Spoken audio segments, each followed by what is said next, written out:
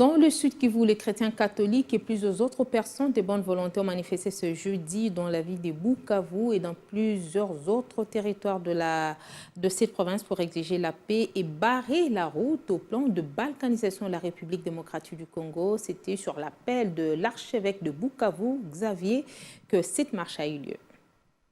Impressionnante mobilisation, une marée humaine inédite s'est formée dans la capitale du Sud Kivu à l'appel de la Senko. Venus de différentes paroisses de la ville, des milliers de chrétiens catholiques, des prêtres, des écoliers et de la société civile Force Vive ont pris d'assaut l'artère principale de la ville, un déferlement sans pareil dans ce Bukavu uni autour de l'archevêque de Bukavu, François-Xavier Maroy Rosengo, et du gouverneur du Sud Kivu, Théo Ngwabidje Kassi, accompagné de son vice-gouverneur, Marc Malago Kachekere, tous pour apporter leur soutien au FARDC engagé au front contre les M23, mais aussi au président de la République, Félix-Antoine Tshisekedi. Parti de la cathédrale Notre-Dame de la Paix, la marche a eu comme point de chute le monument des martyrs. Dans ce mot et dont le mémo a été remis au gouverneur, François-Xavier Maroy a appelé les filles et fils de la province à l'unité et la cohésion pour faire face à l'agression étrangère au nord Kivu et dont les menaces pèsent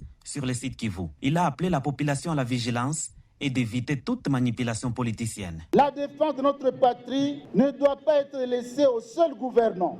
En ce moment crucial, faites taire les divergences politiques et réunissez les efforts pour être plus forts face à l'ennemi.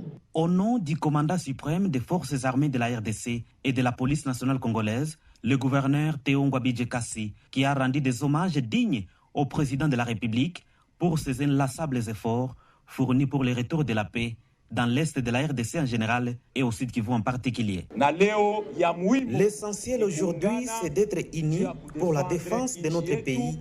L'unité et l'intégrité territoriale de notre pays soient sauvegardées. Nous disons merci à l'archevêque de Bukavu et toute la population pour la mobilisation de ces jours, pour interpeller la communauté internationale d'éviter la complicité.